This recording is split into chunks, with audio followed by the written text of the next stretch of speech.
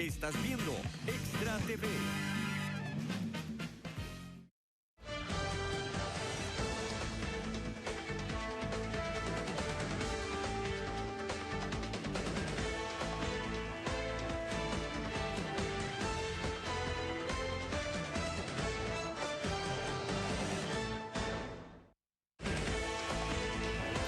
Buenos días, esto es Tribuna Política. Hoy tenemos el gusto de que nos acompañe el presidente de la República, el señor Luis Guillermo Solís.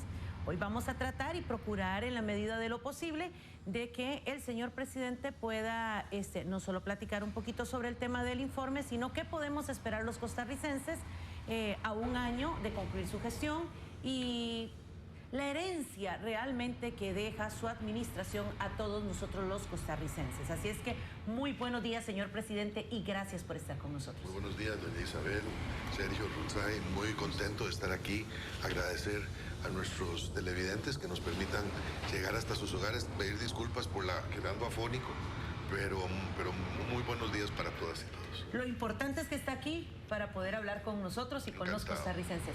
Don Rutzay, don Sergio, bienvenidos y muchísimas gracias. Esta es su casa, son compañeros de equipo, así es que vamos a aprovechar el tiempo. Y señor presidente, vamos a iniciar quizás como de lo más amplio a lo más específico y quizás el mensaje de su persona a un año de concluir. ¿Qué podemos esperar los costarricenses? Bueno, yo diría que mucha obra que va de camino. La verdad es que hemos estado preparando durante 2 años y medio una gran cantidad de proyectos de infraestructura vial, de infraestructura escolar, de acueductos que han tomado tiempo porque tenían que ser diseñados y tenían que prepararse las condiciones. Ahora vamos a caminar con ellos. De mucho de eso quedará para el otro próximo gobierno. Cerca de 800 proyectos escolares van a quedar en marcha, lo cual me parece muy bien y muy natural. Es lo que ocurre siempre en democracia. Ahí vamos, unos pasándole al otro tarea para que concluya. También espero que podamos tener algún avance legislativo en proyectos que son esenciales.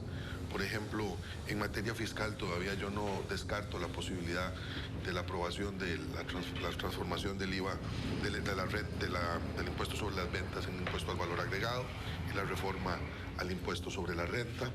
Las condiciones no son las mejores, es difícil que esto ocurra, pero no vamos a ceder en el esfuerzo porque el país lo necesita. Necesitamos un par de proyectos importantes en temas de seguridad, incluido la ley de extinción de dominio, que es esencial para luchar contra el crimen organizado. Ya lo hemos conversado así con las señoras y señores diputados.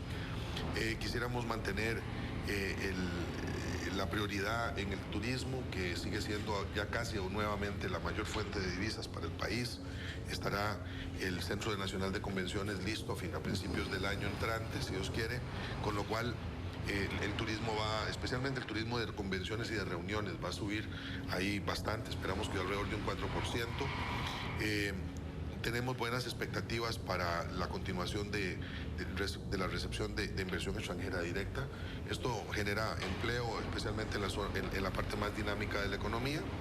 Estoy con alguna preocupación respecto de la posibilidad de mantener los altos índices que hemos tenido hasta ahora macroeconómicos de estabilidad si no aprobamos los nuevos impuestos. Eso sí está planteado claramente. Lo he insistido, lo he indicado, le pido comprensión a las señoras y señores diputados de que esto es un tema. Pero en general, pues es eso, es mucho trabajo. Yo creo que vamos a estar trabajando, como he dicho, hasta el último minuto del último día de mi mandato. Señor presidente, usted, bueno, en este informe hace una alusión a lo que ha sido, digamos, un hilo conductor de toda su actividad desde que comenzó como candidato, precandidato, candidato y ahora presidente, que es el tema de la invocación al cambio. Le pregunto, por lo que usted señala, inclusive en la parte final del informe que rindió a las y los diputados el pasado 3 de mayo, uno podría inferir que el cambio, y usted lo señala, se ve reflejado en políticas públicas innovadoras, en la disposición a escuchar y sobre todo en la voluntad de hacer. Uno podría interpretar que básicamente se está refiriendo a un cambio que tiene que ver en la forma en que se operan las cosas, en que se gestionan, en este caso la política pública, combatiendo lo que usted señalaba al inicio de su informe, las lógicas culturales que no por ser burocráticas, decía usted, son lógicas, ¿Es eso el cambio? Y le pregunto, ¿es el cambio que usted visualizaba cuando aspiraba a ejercer el cargo que hoy ostenta? ¿Estima que la ciudadanía sintonice con esa concepción del cambio? Y lo más importante, para los efectos, ¿cómo hacerlo sostenible este cambio que ha venido promoviendo? Esa es una pregunta muy interesante, es casi una pregunta para un profesor universitario. Porque hay cambios de todo tipo. Yo creo que hablar de cambio es hablar de cambios, ¿verdad? Porque hay cambios chiquitos y hay cambios más grandes. Por ejemplo, yo sigo pensando que lograr concluir con las obras del puente González Flores, el llamado Platina, es un cambio chiquito. Eso es un puentecito, es una cositica, pero que se ha convertido en el símbolo de la inutilidad nacional. Entonces, terminar el puente, terminarlo bien, terminarlo relativamente en tiempo, ¿verdad? Es como un cambio chiquitico, pero hay cambios grandototes. Por ejemplo, toda la transformación que se ha hecho gracias al programa Puente al Desarrollo, en la forma como atendemos programas sociales, es un cambio enorme que debe mantenerse. Si logramos replicar en este año la reducción en pobreza que tuvimos el año pasado, eso significará definitivamente que el proyecto debería de mantenerse. Hay cambios que se pueden tocar. Por ejemplo, ahora la construcción del acueducto del Caribe Sur, que estaba 20 años sin agua potable. Bueno, ahora ya van a tener agua. Entonces ahí está el acueducto. No se ve porque está enterrado, pero ahí va a estar 14,000 familias con agua. Pero hay otros cambios que se sienten y no se ven. Por ejemplo, la reducción o la renegociación de las convenciones colectivas por primera vez a la baja después de 45 años. Entonces, eso es un cambio. Sí se podía hacer, ¿por qué no? Bueno, llegó el momento de ese cambio. Entonces, es una combinación de cosas. Yo me imagino que la gente diría, pero ¿dónde está el cambio grande? Así como cambiar grande, no sé qué se imaginaba. Tal vez nosotros mismos, ¿verdad? Pero es que el cambio es la sucesión de todos esos pequeños cambios. El hecho de que usted ya no necesite la orden patronal, es un cambio pequeño, pero es un cambio que le ayuda mucho a la gente, o que no necesite la fotocopia y la cédula. No son cosas que nos inventamos nosotros, no es que estaban en el sistema, pero había que implementarlas, había que hacerlas. Entonces, yo creo que el cambio se convierte entonces no es solamente en una consigna, sino en esas transformaciones de todo tamaño y en todos los órdenes, en lo productivo, en lo legal, procesal laboral, procesal civil, FIB, ¿verdad? Que hacen que el país sea diferente.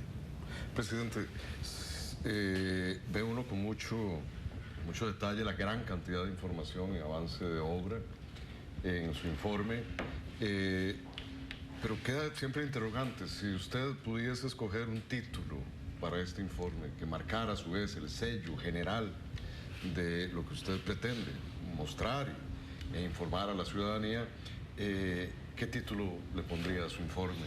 Bonita pregunta, la verdad. Probablemente le pondría algo así como Costa Rica camina otra vez. O sea, hay un entendimiento, y aquí retomo la pregunta que me hacía don Sergio. Hay un entendimiento en la gente, me parece, un sentimiento de que las cosas se están haciendo, ¿verdad? Que después de mucho rato de no ir al gimnasio, ¿verdad? Cuando está uno más apachurrado en la cama, uno dice, bueno, vamos a entrarle, ¿verdad? Y se levanta y empieza a hacer, ¿verdad? Un poco de calistenia, se siente bien, empieza a hacer las sentadillas y dice, y mañana voy a hacer otras más. Hoy vamos a poner en operación la construcción del nuevo puente Lindora, que es un puente paralelo al que ya existe entre Lindora y Belén. Bueno, ahí está uno haciendo el músculo, bueno, ahí ya terminamos 2, ahí vamos por el tercero, ¿verdad? Estamos otra vez generando una sensación de que el país sí puede hacer cosas, y que las puede hacer bien, y que se pueden hacer transparentemente. Claro. Usted mencionaba, recuerdo, en el informe de los 100 días, y aquí desde un inicio lo ratifica, hablo de su informe del 3 de mayo, claramente, de que a pesar de esos enormes costos, la inmensa mayoría estructurales e históricos con los que se enfrenta usted y cualquier gobierno, a pesar de eso concluye usted ese informe diciendo que se han hecho cosas muy importantes, a pesar de todos esos contrañimientos, de esos obstáculos, y de una palabra que me ha llamado la atención, repito, desde el informe de los 100 días hasta la fecha, de los enemigos, menciona usted. enemigos de esos objetivos de desarrollo de beneficio común para toda la ciudadanía. Pero esa visión que uno pensaría se materializa en nombres y apellidos sobre los enemigos, no lo veo en el informe, como tampoco lo vi en su presentación de los 100 días. ¿A quién se refiere usted específicamente? Es bueno aclararlo porque yo nunca he hablado de mis adversarios como mis enemigos. Otto Guevara es mi adversario. Otón Solís es mi adversario. Rolando González es mi adversario. Vienen de diferentes partidos. Mario Redondo es mi adversario. Con ellos mi relación es respetuosa, a veces fuerte, dura, de los dos lados, a veces con menos comprensión, a veces con más comprensión, pero en la política uno lidia con adversarios. Es como un equipo, como un partido de fútbol. La política es eso, y es además un deporte que he comparado más con el fútbol 5 que con el tenis, ¿verdad? Uno no volea por encima de una red, no, uno se arrea, ¿verdad? Cada vez que toca el balón. Eso es la naturaleza, es la esencia de esto. Pero hay que hacerlo con las reglas, ¿verdad? Fair play. Mis enemigos son cobardes, están ocultos y se han ensañado contra mi familia. Y no tengo cómo ponerle nombre y apellido porque no los veo. Veo sus obras, que son malas y tenebrosas, diciendo barbaridades y mentiras acerca de todos los miembros de mi familia, por ejemplo. Y eso es lo que no se vale, ¿verdad? Porque ellos no están metidos en esta cosa más que por asociación a mí. Si me quieren arrear, que me arreen a mí, pero no a ellos. ¿Provendrán, presidente, esos enemigos de los poderes fácticos que usted constantemente reitera en sus informes? Yo creo que están ahí, claro, en los intersticios de ese poder que no tiene mandato popular porque no fue electo, en quienes piensan que porque tienen galillo y porque tienen poder pueden hacer lo que les da la gana, ahí sí hay enemigos. Pero yo no puedo decir quiénes son, aunque sí sé cómo sí sé por los dolores que me han causado, como no a mí en lo físico, que también se paga algo en lo físico, ¿verdad?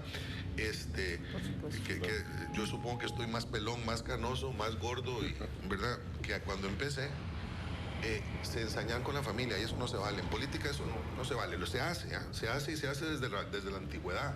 Pues me imagino que desde la Mesopotamia, ¿verdad? Hasta hoy se encontrará el soberano, ¿verdad? Pero es eso. Bien, también usted advirtió, don Guillermo, de manera muy temprana, que existían esos poderes de facto, no de jure, como se dice, no de derecho, que tienen, justamente porque actúan a la sombra, ocultos, una enorme posibilidad de incidir en la política y sin rendir cuentas, además. Sin rendir cuentas, así es. Sin ninguna responsabilidad frente a la ciudadanía. Pero todo esto, digamos, dentro de las aulas universitarias uno lo estudia, lo lee, lo repasa en diferentes teorías y demás, pero nunca se imagina que lo va a vivir en carne propia. Supongo que es una sensación extraña, presidente, por lo menos para su caso. Pero eso no significa que uno no conocía probablemente lo que iba. Y esa es mi inquietud, presidente. Es más dura la realidad cuando se enfrenta así a lo que uno lee en las aulas universitarias, bueno, lo que uno observa. Sí, siempre, porque la vida es así desde el inicio, ¿verdad? Cuando uno está en la pancita de la mamá y tiene que salir al mundo, pues se enfrenta con cosas nuevas. Cada vez que pasamos de una etapa de la vida a la siguiente, de la niñez a la adolescencia, de la adolescencia a la madurez, uno encuentra que hay ciertas cosas que antes se veían y que precisamente el gusto de la vida y del aprendizaje y la capacidad humana es asimilarlas, ¿verdad? Y estar preparándose para el momento cuando ello ocurra. ¿Cuántas veces nos estamos preparando para la muerte? Y sin embargo, cuando llega, no sabemos qué es lo que va a pasar, ¿verdad? Nos alienta una esperanza, pero es un tránsito. La política es igual, hay un montón de detalles. Yo no tenía la carrera política en la Asamblea Legislativa que otros presidentes tuvieron, que fueron diputados, por ejemplo, para saber cómo es que aquello funciona, qué significa, a pesar de que intelectualmente en la cabeza lo tenía claro, lo que dicen en la Asamblea, de que ahí no hay sorpresas, sino sorprendidos, nada más, ¿verdad? Por ejemplo. Yo eso no lo viví, entonces cuando a mí me dicen Asamblea Legislativa, ¿verdad? Mi relación con ellos es una relación que no tiene esa experiencia previa. Presidente, perdón que lo interrumpa. Justo ayer decía eso, que yo tenía la impresión de que siempre es un valor agregado y se ha dicho, me parece que ahora también es el caso, que esa experiencia previa, no solamente como diputado, ojalá como asesor y demás, Bueno, sí, en claro. la Asamblea Legislativa es valiosa. Lo he dicho y me parece que lo sigo sosteniendo. ¿Usted considera que ese paso por la Asamblea Legislativa es casi como un aprendizaje previo Innecesario. y necesario para la negociación política que se hace desde el Ejecutivo? Sí, bueno, es que viene la otra parte de esta historia. Yo creo que es muy valiosa, por supuesto. Y si yo tuviera que recomendarle, si alguien me diga, mire, presidente, mire, ¿qué puedo ser diputado? ¿Qué le parece? Yo parece, si tiene las condiciones, no va a ir a robar, quiere servir, perfecto, la tiene clara. Vaya, lo que pasa es que ya no basta con eso. Vean el desorden que es la Asamblea Legislativa hoy.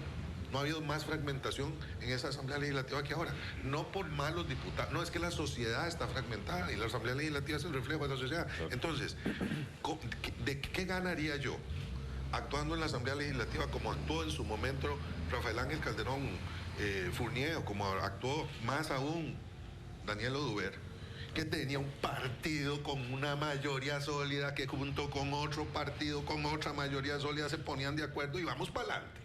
Y era usted y yo. Y aquí todo el mundo se alinea. ¿Por qué? Porque lo digo yo, porque yo soy el presidente de la República y yo a usted lo puse ahí, en ese poder. Ya eso no existe. Ahora uno nombra a alguien y le dicen muchas gracias, y te vi, no me acuerdo. Sin embargo, presidente, Eso usted es así, eso es así. en su mismo informe, bueno, estaba planteando cosas que son, digamos, muy evidentes, la fragmentación, la polarización, el nivel de tensión. Sin embargo, usted dice que no hay ingobernabilidad. No. Inclusive usted justifica que esa era, vamos a ver si lo interpreto bien, una excusa de anteriores gobernantes para no actuar, para no cumplir lo que usted aquí señala, esa voluntad de hacer. ¿Es entonces este país gobernable pese a todo eso que usted acaba de describir? Mire, si Costa Rica no fue ingobernable, es Haití, o es, no sé, Camerún. Hay muy pocos países que tienen esa condición de desfonde institucional donde no se pueda hacer prácticamente nada. Yo encuentro que Costa Rica es muy chiquitico, si es que esto es una joyita, ¿verdad? Es un ambiente muy pequeño, muy precioso, que se puede manejar bien. Lo que pasa es que no es sencillo. No es sencillo por cómo somos, la cultura política que tenemos. No es sencillo porque las instituciones están sobredimensionadas, están muy desactualizadas, porque se necesita la reforma del Estado para volverlo más sencillo, más operable. Esa gran maquinaria pesada, lo único que ha hecho es quitarle fuerza al Estado, ¿verdad? Es un Estado grande, pero disfuncional, ¿verdad? Que tiene muy poca eficacia en las medidas que toma, y a eso se suman los procesos que ya conocemos, ¿verdad? Esa resistencia de la burocracia institucional, no solamente de empleados públicos, no solamente de sindicatos, no estoy hablando de sindicatos, estoy hablando de sectores dentro del sector público, del sector privado, que no quieren cambiar porque lucran de eso. Y les importa un comino el bien común. Lo que están pensando son autorreferentes. Ellos piensan solo en sí mismos y hacen todo lo posible para evitar el cambio. Entonces, no es ingobernable, pero cuesta mucho hacer, pero se puede hacer. Uno de esos obstáculos, presidente, perdón, que llama la atención, estamos atacando quizás en primera instancia, sin proponérnoslo, los temas más fuertes, o los que desde la emoción, por ejemplo, que genera el informe, produce la utilización de adjetivos tan fuertes, como los que hemos hablado, sobre los poderes fácticos, etcétera, sobre los enemigos y cobardes y demás, y aparece en medio de este informe un enemigo también a la sombra, no sé si llamarlo a la sombra, muy evidente, que es una especie de judicialización de la política. Lo interpreto bien, Sí, usted claro. habla del derecho. El derecho abusivo, sí. Claro, porque se supone que el Estado de Derecho es el bastión principal de las democracias contemporáneas. Sí, claro. Entonces puede, y nos gustaría, presidente, que nos aclarara a la ciudadanía cuál es esa visión sobre el excesivo derecho o el uso excesivo Sí, del es derecho. curioso, ¿verdad? Porque cuando uno está ahí en el 8 de mayo del primer año de gobierno, ¿verdad? Cuando estás tomando posesión, uno jura defender y respetar la Constitución y las leyes de la República. O sea, eso es un punto, una piedra de toque esencial, medular del mando democrático. Uno jura por la ley, ¿verdad? Y es la ley que el pueblo, representado por sus diputados y diputadas, sanciona. Pero si ese poder de la ley se convierte, como se ha convertido, en un permanente instrumento para obstaculizar, en un potente instrumento para amedrentar, porque es muy recurrente la historia que cuentan los jerarcas de las instituciones es: mire, presidente, mire, es que me dice mi asesor legal que mejor no haga eso porque me van a meter un recurso de amparo, ¿verdad? Ese tipo hace que la ley, que es el sustento del régimen político, se convierta en su principal enemigo, porque paraliza, ¿verdad? Impide que las cosas cambien, ¿verdad? Hay personas que en la calle llegan y me dicen: mire, presidente, ¿por qué usted no puede tomar una actitud más fuerte respecto de los criminales que le están tirando en la calle? Bueno, no puedo hacerlo porque yo no interpreto la ley, yo no resuelvo los casos de ley. Mi responsabilidad como presidente y de mi equipo en el Poder Ejecutivo es administrar ni siquiera la justicia, sino las decisiones de la justicia.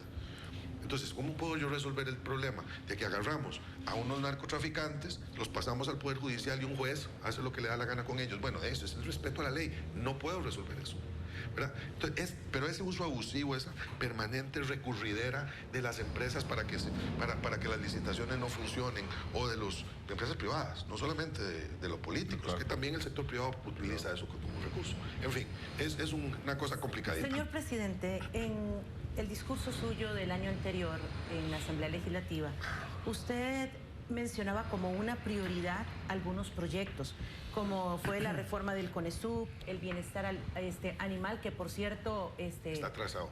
No solo está atrasado, sino que ahora el tribunal dice no va a referéndum. No va a referéndum, hay que sacarlo en la Asamblea. Hay una serie de cosas y la Sala Constitucional se ha pronunciado en varias ocasiones, siendo por ejemplo, un tema clave aún en su campaña. También la autorización para que el ICE desarrollara infraestructura, las sociedades de convivencia, creación del INIV y del IVA y de renta y toda la extensión de dominio, todas estas cosas que usted las enmarca el año anterior como una prioridad. Un año después, esto no ha sido aprobado, no ha logrado salir de la Asamblea Legislativa. ¿Sigue siendo una prioridad? ¿Y qué diferente se va a hacer en este año que no se hizo en el anterior para lograr sacar cosas como estas? Bueno, mire, todos esos proyectos de ley efectivamente están en la Asamblea. Algunos están ya casi en el punto para ser aprobados, ¿verdad? Hay mucho consenso. Por ejemplo, si usted analiza las opiniones de los diputados respecto de, no sé, extinción de dominio, están clarísimos. Hay una mayoría muy sólida sobre eso, pero nos falta meter el gol, ¿verdad? Está pegando en el tubo, la bola. Bueno, hay varios de estos. Bienestar animal ha sido muy difícil, pero también creo que la sociedad costarricense ha manifestado no sé cuántas veces que necesitamos esa ley, que la queremos. Entonces el mensaje político es lo que está faltando. Porque claro, otra vez la norma hace posible que un solo diputado se pare en la escoba y diga: no, bienestar animal no pasa, a no ser que usted no me meta y tal otro proyecto.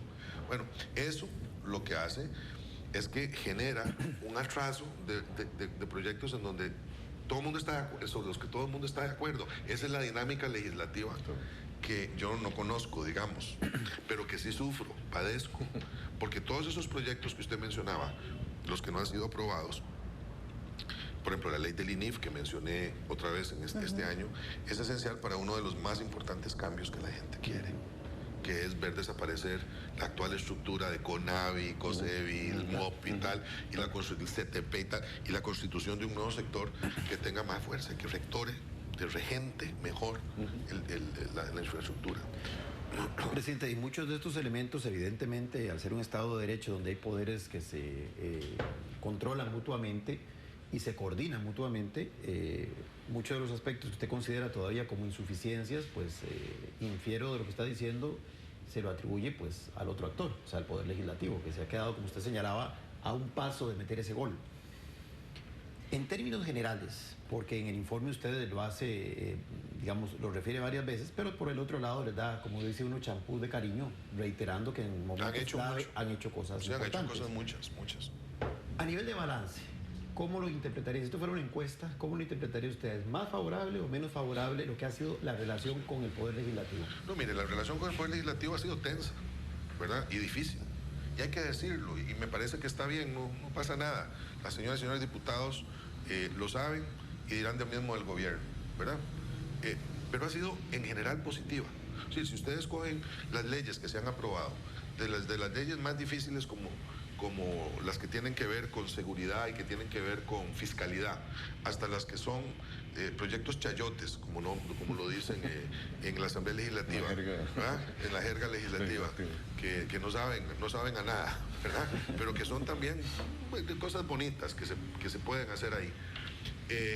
La lista es impresionante y es muy buena. Y cuando yo felicitaba a los señores y señoras diputadas, lo hacía no con cinismo, sino con un reconocimiento sincero, porque la pura verdad es que han trabajado bien, la Asamblea ha hecho cosas muy importantes.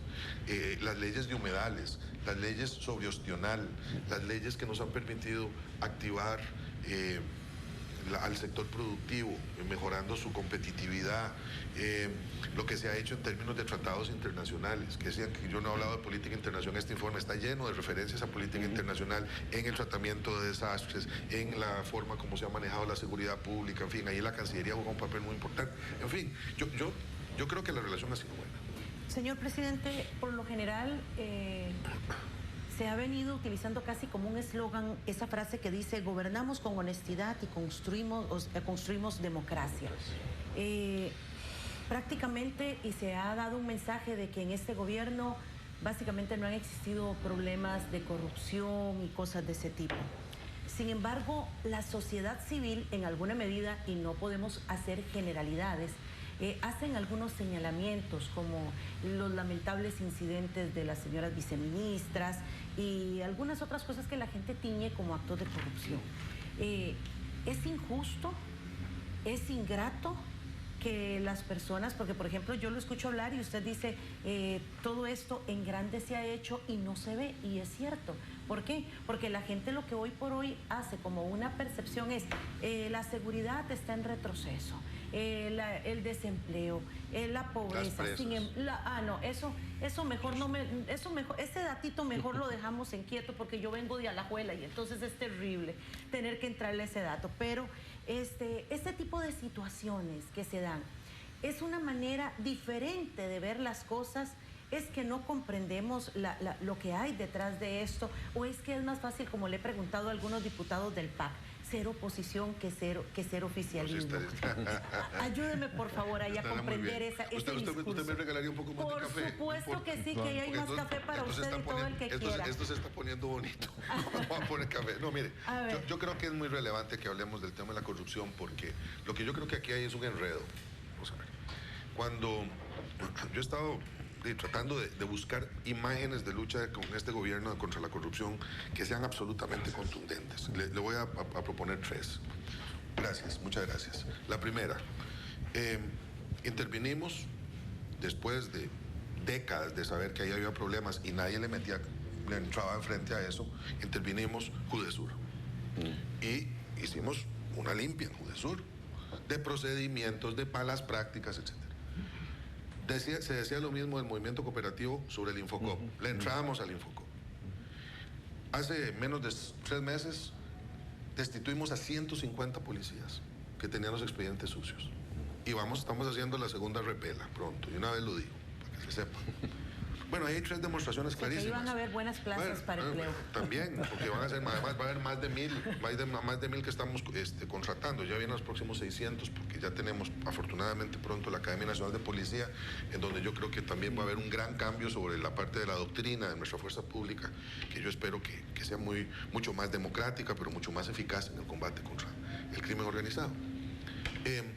Y entonces, frente a esos actos clarísimos de lucha contra la corrupción, que además tienen referentes institucionales muy específicos, en el INDER, por ejemplo, se han hecho cosas que estaban ahí atascadas, no por mano santa, desde hace tiempo, y lo mismo uno va viendo en otras instituciones. Entonces, frente a la imposibilidad de decir, no, efectivamente, aquí no ha habido escándalos grandes de corrupción, entonces sácanlo de las viceministras y convierten eso, que es un problema de orden administrativo muy complicado, que viene arrastrándose desde hace décadas, en un tema de corrupción, como si las personas involucradas hubieran pedido que les pagaran los pluses salariales indebidamente para cometer un ilícito. Ahí lo que hay es un enredo de tal magnitud que tenemos que aclarar, que no genera corrupción, lo que genera es una mala práctica administrativa que afectó a un montón de personas que en el pasado también tuvieron el mismo estatus que las viceministras, pero que nadie denunció, que no se conoció y que por lo tanto ellas tampoco sabían que estaban incurriendo. Cuando vean, yo les los digo sinceramente, la gente no me va a creer. Yo no sé cuánto gano. Yo cuando entré a la asamblea, a la presidencia, a mí me pasan una hoja y yo la firmo, ¿verdad? Y se acabó, uno no anda en eso. Uno le pide a recursos humanos que le pongan ellos son los que definen. Y a uno le dicen, vea, a usted le toca tanto por tanto, tanto por tanto. Ah, bueno, ahí está bien. ¿Qué va a ponerse uno a pensar si le toca o no le toca? Uno presenta su expediente, presenta su currículum vitae, presenta sus atestados. Que si es o si no, por supuesto no puede alegar desconocimiento de la ley, por supuesto que no, pero hay oficinas que se encargan de hacer eso, son oficinas de recursos humanos en cada institución que han venido utilizando la misma práctica por un montón de años. Vea, Isabel, le cuento esta historia. Una de las personas involucradas, y no sé si varias de ellas, recibieron la hoja de contratación de la anterior administración, que en un gesto de buena fe, para que se adelantara el procedimiento administrativo y no se quedaran sin sueldo el primer mes, antes de salir del gobierno dejaron las acciones firmadas. Entonces, ahí no hay corrupción. Y además, cuando se dieron cuenta que había una situación errada, devolvieron la plata. O sea que ni siquiera es que se le están llevando para la casa. Entonces, yo lo que digo aquí es que hay que diferenciar. Yo sigo sosteniendo, y lo sostengo con convicción, de que este es un gobierno que trabaja honestamente. Y que si se nos van a acusar de corruptos, no sea por esa razón, que tenemos que explicar mejor. Y aquí, a usted como comunicadora, le reconozco absolutamente que en el pasado ya estamos mejorándolo, pero no estábamos comunicando bien muchas de las cosas que hacíamos. Pero sobre el tema de la corrupción, ahí está el informe de la Contraloría, lo estamos analizando con mucho cuidado, con mucho respeto. Yo utilicé en mi informe a la Nación el índice de transparencia internacional, que es una organización mundial muy respetada. Presidente, justamente, inclusive justo con lo de la transparencia, perdón, Isabel, sí, pero y de la simplemente corrupción, para que termine, ¿sí? Para que termine ese ciclo y entonces usted avance con eso. Inclusive a veces somos hasta un poco rápidos, queremos como que una nota sale y de forma inmediata se estén pronunciando, porque se dijo ayer de que estaban guardando un silencio absoluto ante el informe de la Contraloría, ¿verdad?, General de la República. Y ahora yo lo veo a usted de una forma hábil y fácil, viendo las cosas en otra dimensión. Entonces no da esa imagen de guardemos debajo de la alfombra lo que no se debe de ver. Entonces ese tipo de discurso ahí y ese tipo de imagen donde dice, llega y se dice que todo es, y sale la Contraloría con esto, ¿hasta dónde hay que empezar a poner de acuerdo los diferentes actores para evitar ese tipo de mensajes? No, mire, ¿O eso es imposible en la política? No, a mí me parece muy bien. En la realidad, como ustedes saben, la Contraloría es un órgano auxiliar de la Asamblea Legislativa. Sí. A mí la señora Contralora no tiene por qué darme el informe adelantado, ni mucho menos, ¿verdad? Pero no deja de ser muy complicado que después, al día siguiente de que yo doy mi informe, no el día anterior, porque yo pueda, o la semana anterior, la Contraloría saque el informe, ¿verdad? Fue al día siguiente. Dicen que estaba listo desde febrero el informe, no lo sé. Pero es un timing muy complicado porque me deja sin posibilidades de reaccionar ahí mismo. Como yo esto lo puedo discutir sin ningún problema. Conste, yo no estoy diciendo que no haya sinvergüenzas en el gobierno. Por supuesto, en el gobierno en un sentido general. Por supuesto, si es que en la obra me dicen que el 15% de la gente que va a una institución, perdón, que en construcción, los que pasan por donde asustan, tienen que pagar hasta el 15% de coimas. Pero puede ser de que lo denuncien. Pero tiene una paradoja, que era lo que me quería referir. Me permiten hacer una pequeña pausa y venimos con Roxay y con don Sergio. Vamos a la pausa, perfecto, por favor, y ya regresamos.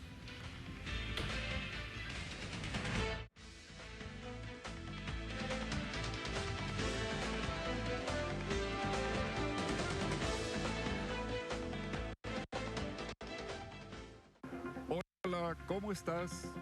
¿Qué tienes que hacer este domingo a las 8 de la mañana?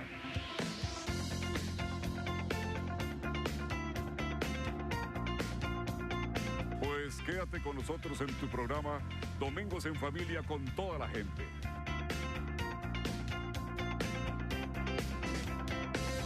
Domingos en Familia con toda la gente. Es un programa lleno de paz, psicología y soluciones.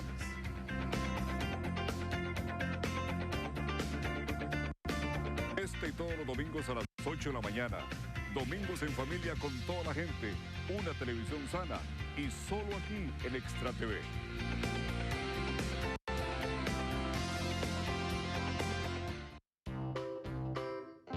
Convivamos con los animales silvestres.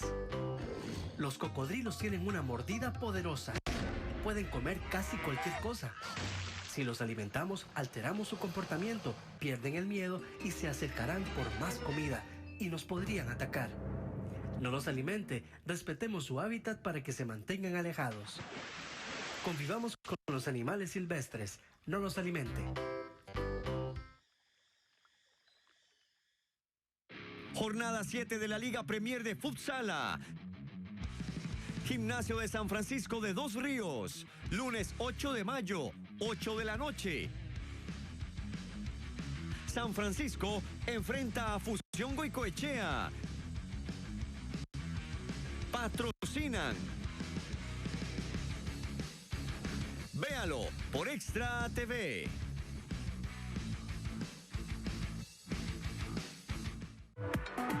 Medicina general, medicina deportiva, terapia neural, acupuntura, fisioterapia,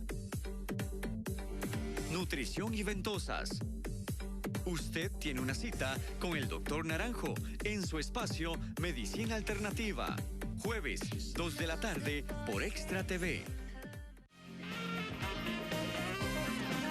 Estás viendo Tribuna Política. Más adelante, música.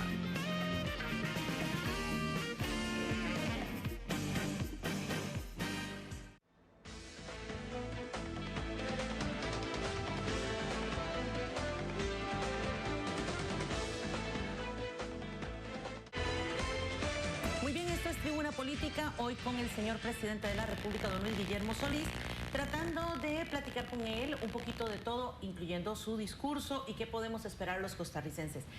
Rotzai y luego don Sergio, que estaban con sus preguntas. Cuando el presidente nos ilustraba de manera tan sencilla las paradojas que tiene, porque también es paradójico que entre más se destapen y se ataquen problemas aparentemente de corrupción, más pareciera que hay en la percepción ciudadana que hay más corrupción, cuando es todo lo contrario. Siempre se juega con ese dilema. Transparencia Internacional justamente ha hablado de eso. La percepción no necesariamente se corresponde con que haya más o menos corrupción, ¿verdad? Pero también en el informe se revelan otras paradojas, presidente, y usted menciona una. Pareciera que vamos frente a un futuro, en la situación actual, provisorio, pero que no obstante se encuentra comprometido por estar preso de la situación fiscal del país. Esa es una. Me gustaría tal vez que profundizara un poco en esa situación. O sea, el informe está lleno de buenas noticias para la ciudadanía, no solo para el gobierno. Hay que verlo que son buenas noticias para el país y no obstante el futuro se avecina lleno de nubarrones negros, digamos, si no hay un acuerdo político sustantivo importante. Y la otra paradoja, presidente, es con respecto al crecimiento económico y las expectativas que tenía el sector empresarial al principio y a hoy, en este estado de desarrollo del gobierno. Pareciera que el crecimiento y en general todas las cifras macroeconómicas y el manejo que ha hecho de eso, manejo entre comillas, que ha hecho el gobierno de esa situación, ha sido probablemente como nunca lo hubiésemos esperado, tanto por situaciones externas como por buen manejo interno. Y no obstante, ese sector privado es que pareciera se queja más y a su vez se opone también más a la posibilidad de mejorar la situación fiscal. ¿Por qué esas paradojas y cómo explicárselas de manera sencilla a la ciudadanía? Sí, es un poquillo complicado. Debe nada más cerrar el tema de la corrupción, ¿verdad? Porque ustedes, como analistas, saben que las encuestas son lo que son fotos, ¿verdad? Y en este caso, además, es una encuesta de percepción, y así se dice claramente. Bueno, en esa encuesta, la percepción de corrupción en el Poder Ejecutivo está dentro del margen de error, y es más alta la percepción de corrupción de la Asamblea Legislativa que la de otras instancias, incluido el Poder Ejecutivo. Y ahí se va, en los próximos días vamos a tener, porque quiero que esto se ponga sobre la mesa y que se explore y que se vea por un asunto, porque el próximo gobierno no tiene por qué pasar por esto.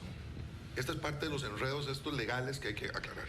Con respecto a la economía, Bueno, efectivamente, la economía ha estado creciendo bien, insuficientemente, porque un 4,2 o un 3,5, que ese es el rango de números que dan, cogemos el peor, 3,5, que es más de dos veces mayor que el promedio latinoamericano. O sea, Costa Rica está creciendo 2 veces más que América Latina. Ustedes me dirán, sí, pero es una cochinada. Bueno, peor están otros países, la mayor parte de ellos. Solo hay 5 países en América Latina que están mejor que nosotros, ¿verdad?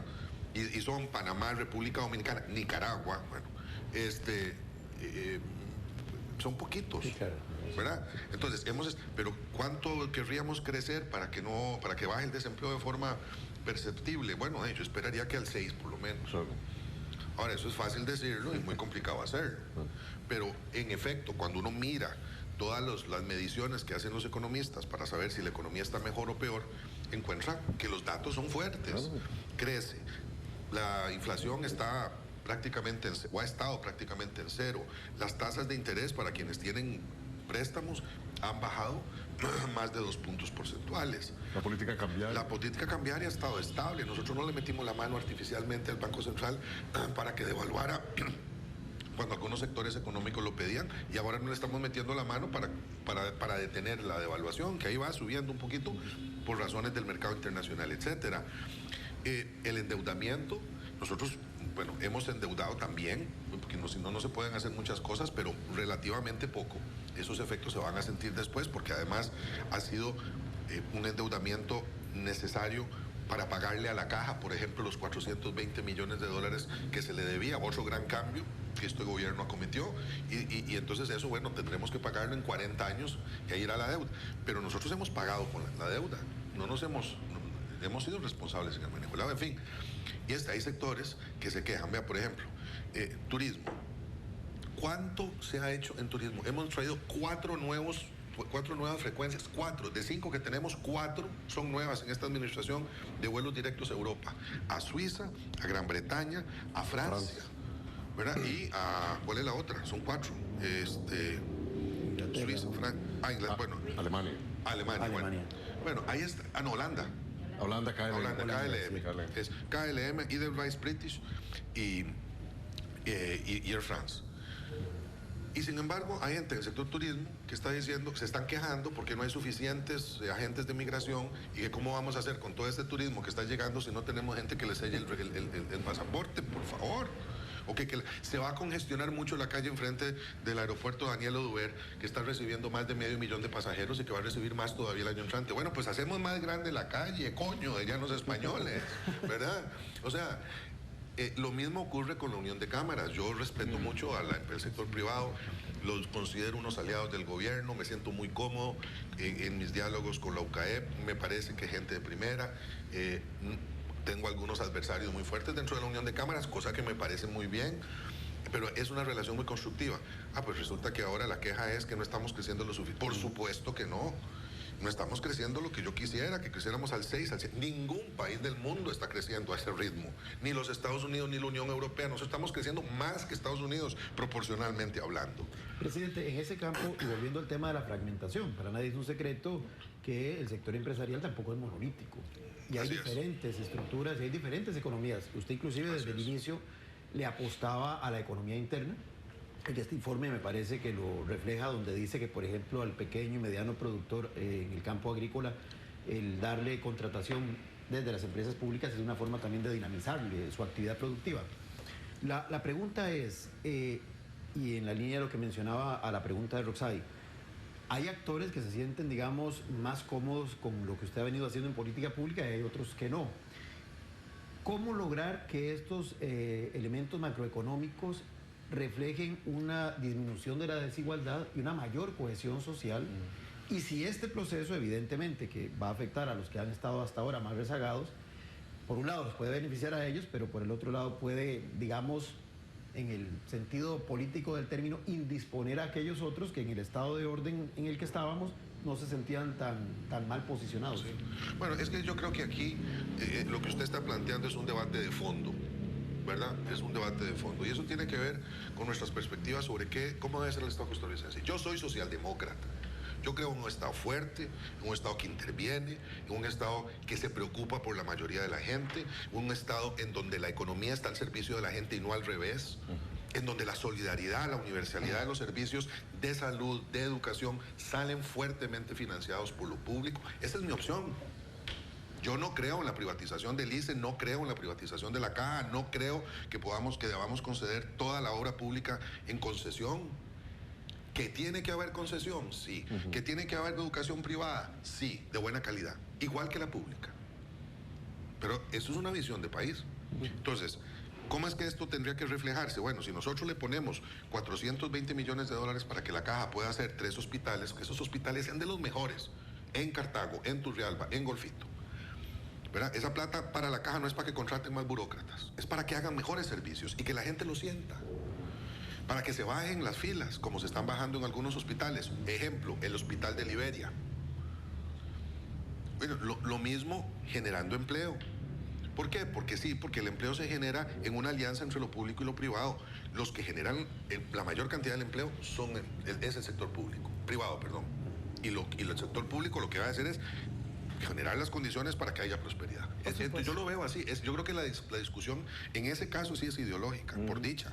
Señor presidente, don Mario Redondo ayer en el plenario legislativo hablaba de que hace 3 años atrás usted dijo que no iba a entrarle a la reforma del Estado y alegaba de que en este otro discurso usted habla de que se ponen ciertos obstáculos, ¿verdad?, para poder avanzar. ¿Se arrepiente de no haber emprendido dicha reforma o en este tema o de otro? No, porque yo no le ofrecí a los costarricenses en la campaña que iba a hacer reforma del Estado. Le dije que iba a entrarle al tema de los impuestos y que iba a tomarme 2 años antes de implementar los impuestos para cobrar más, para invertir mejor y para evitar el mal gasto. Yo nunca le dije a la gente que íbamos a cambiar la Constitución y que íbamos entonces, excepto en un tema en donde hay un rezago, que fue el de la reestructuración o la eliminación del CONAVI en el marco de una reestructuración del sector transportes. Pero yo no prometí eso, la gente no votó por mí para que yo reformara el Estado. Y además, esta es una tarea que me parece correcta, que hay que hacer, pero que no la puede hacer un gobierno simultáneamente a todo lo que estábamos haciendo antes, ¿verdad? Yo dije que íbamos a limpiar el charral, que nos habíamos encontrado una finca encharralada. Bueno, ahí no puedo desencharralar la finca, ¿verdad? Construir una casa, ¿verdad? Y encima de eso irme a viajar con la familia a Disneylandia. Ahí no puedo, tenía que hacer una cosa para hacerla bien. Creo que estamos trabajando el charral y el charral va a quedar mucho más limpio con las posibilidades para que el próximo gobierno continúe caminando. Y se habrán cometido errores, por supuesto, esto es una obra humana, yo no lo oculto, pero esperaríamos que el trabajo en lo que prometí avanzamos, ¿verdad? En el movimiento de inclusión de la diversidad sexual, mucha gente de ese movimiento se ha quejado de que nosotros no estamos apoyando el matrimonio igualitario, que estamos apoyando las sociedades de convivencia. Bueno, eso fue lo que prometí en campaña. Yo nunca dije que íbamos a hacer matrimonio igualitario. Bienestar animal sí, y estamos seguido manteniendo la presión para que salga esa ley, en apoyo con un grupo muy importante de diputados. Pero eso es así, entonces la reforma del Estado le toca a otro. Hablando de temas ideológicos, presidente, y de compromisos o promesas también, hablemos de algunas de las dudas, por lo menos que me deja a mí, la lectura y el estudio del informe. Ya usted habló sobre algunos de los temas de derechos humanos, como se les conoce, de inclusión de poblaciones tradicionalmente marginadas. A mí en ese sentido hay por lo menos un tema que me preocupa mucho, que es el desarrollo autónomo de los pueblos indígenas y la situación que ha enfrentado el gobierno con Entérraba, Salitre, que dicho sea de paso ha sido muy invisibilizado. No estoy hablando solo del gobierno, sino de la prensa también. ¿Qué ha pasado en ese tema? ¿Qué ha pasado? ¿Es una materia pendiente de parte del gobierno? Esa es una.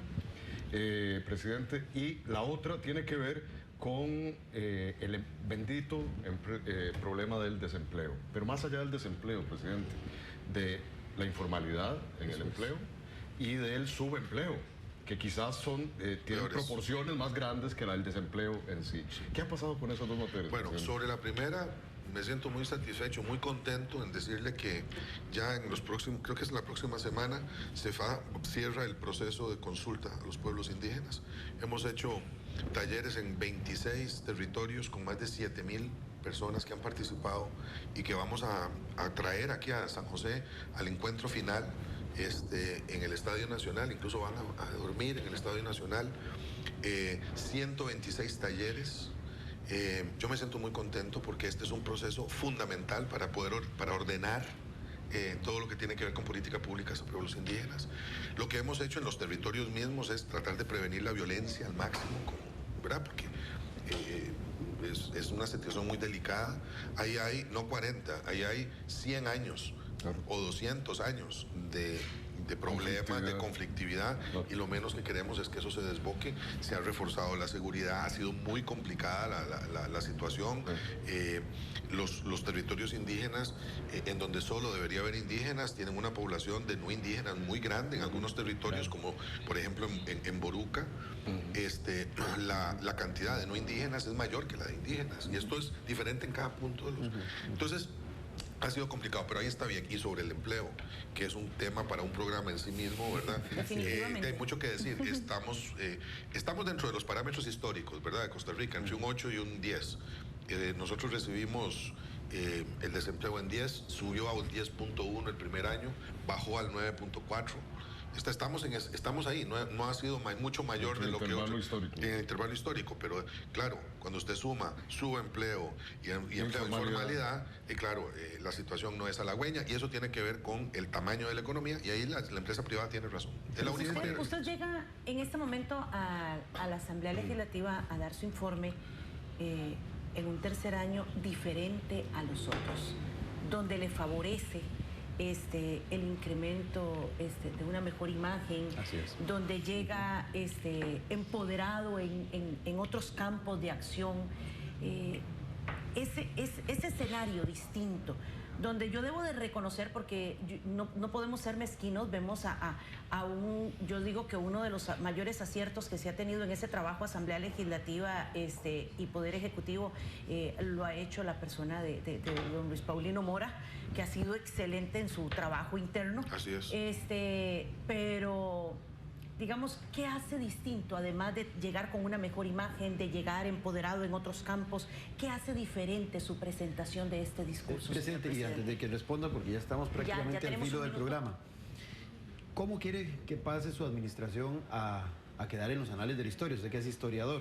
En la reforma que yo infiero es más de orden de gestión, de administrativa, si lo podemos ver así. Usted enumeró una serie de logros, 12 veces más o menos le dio un carácter trascendente, en 12 oportunidades mencionó o que eran históricas o que eran sin precedentes. En ese contexto, ¿cómo quedaría entonces para la historia la administración Solís Rivera? ¿O cómo quisiera usted que quedara, obviamente? Bueno, sobre la pregunta de Isabel, mire, la diferencia tiene que ver en que ya yo podía llegar ahí con este librito y con un instrumento electrónico que se llama mapa de obra de gobierno, y decir, vea, no hablemos mucha paja, perdonen las 2 horas, señoras y señores diputados, tome, aquí está. La diferencia es que ahora tenemos carnita, y la carnita se ve, entonces uno ya puede enseñar, ya no es haremos propondremos no, aquí está hecha ya, o va de camino y va a estar lista, y aquí están las fechas. Yo creo que esa es la gran diferencia, pero esto conlleva también, y lo digo muy sinceramente, con niveles muy altos de humildad. Tenemos que tener mucha humildad. Primero, porque no estamos haciendo algo extraordinario, estamos cumpliendo lo que la gente espera. Segundo, porque nos podemos echar para atrás, ¿verdad? Así como subió la buena imagen del gobierno, igual se cae. En tiempos de redes sociales es muy fácil que uno se resbale. Y en tercer lugar, porque uno no debe estar tentando a Dios, ¿verdad? Apareciendo como si fuera la tapa del perol, cuando en realidad somos humanos y nos equivocamos. Entonces hay que hacerlo con mucha humildad. Y sobre el legado, viera, don Sergio, que no, yo esperaría, esto va a sonar un poco cursi, voy a pedir disculpas, a ver si suena demasiado. Yo no espero que mi administración sea recordada por la obra que hizo, porque eso, digamos que viene por añadidura. Las escuelas, los colegios, las carreteras, las cárceles, la atención de los servicios de la gente, todo eso, en general, los gobiernos de Costa Rica lo han hecho, y durante muchos años se hizo bien. Después ya se dejó de hacer, pero eso no es extraordinario. Lo que sí es extraordinario, y por eso es que yo soy tan fuerte en el tema de la corrupción es que cuando salgamos, la gente que nos está viendo en la televisión me encuentre en la calle y diga, pues ese pelón no robó. Y la gente con la que él trabajó tampoco. Yo quiero que la gente se sienta tranquila de que el gobierno de la República es un gobierno que trabajó para ellos. Para mí, si eso se lograra y si la gente tiene la tranquilidad de que se construyó democracia gobernando con honestidad, habremos hecho la tarea. Señor presidente, muchísimas gracias. Gracias. Don a usted. Roxal, don Sergio, mil gracias. A ustedes en sus hogares siempre es grato decirles gracias y les esperamos el lunes a partir de las 7 de la mañana con un programa más de Tribuna Política. Que pase un lindo día.